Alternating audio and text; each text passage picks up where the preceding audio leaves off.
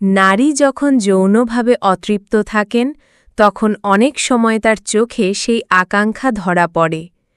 তারা কারোর দিকে দীর্ঘ সময় তাকিয়ে থাকতে পারেন, বিশেষ করে যদি সেই ব্যক্তি তাদের পছন্দের হয়।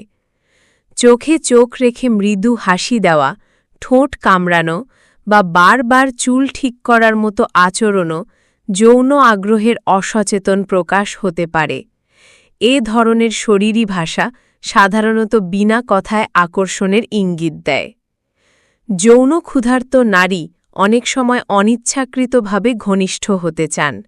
কথার ফাঁকে হালকা স্পর্শ করা, হাত ধরা, কাঁধে বা পিঠে আলতো চাপ দেওয়া কিংবা কথার ছলে ঠেলে দেওয়া এসব হতে পারে ঘনিষ্ঠতার অভিপ্রকাশ। তারা শরীরী যোগাযোগের মাধ্যমে আবেগিক ঘনিষ্ঠতা খুঁজে পান। যৌনভাবে অতৃপ্ত নারীদের মধ্যে মানসিক অস্থিরতা দেখা যায়। তারা অনেক সময় হঠাৎ রেগে যান, আবার হঠাৎ বিষণ্ণতায় ডুবে যান, মেজাজ ওঠানামা করে। এই পরিবর্তনের মূল কারণ হতে পারে শারীরিক চাহিদার অপূর্ণতা। মন ও শরীর একে অপরের সঙ্গে ওতপ্রোতভাবে জড়িত। যখন একজন নারী দীর্ঘ সময় শারীরিকভাবে অবহেলিত থাকেন তখন তা তার আচরণে প্রতিফলিত হয়। অনেক নারী নিজেদের আকর্ষণীয়ভাবে উপস্থাপন করতে চান, বিশেষ করে যদি তারা অনুভব করেন যে কেউ তাদের দিকে তাকায় বা প্রশংসা করে। তারা হয়তো খোলামেলা বা শরীর চাপা পোশাক পরতে শুরু করেন।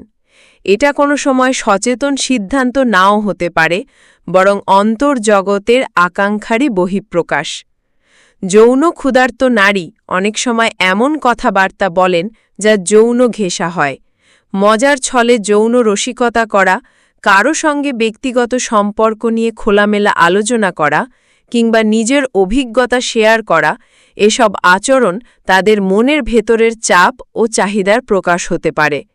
তারা এসবের মাধ্যমে অবচেতনভাবে সাড়া পেতে চান।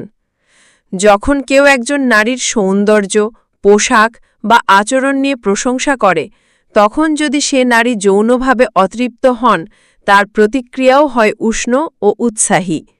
সে ব্যক্তি যদি তার প্রতি আকর্ষণ দেখায়, তাহলে তিনি তাতে সাড়া দেওয়ার ইঙ্গিত দিতে পারেন, হয়তো চোখের ভাষায়, হাসিতে কিংবা কথার ভঙ্গিমায়।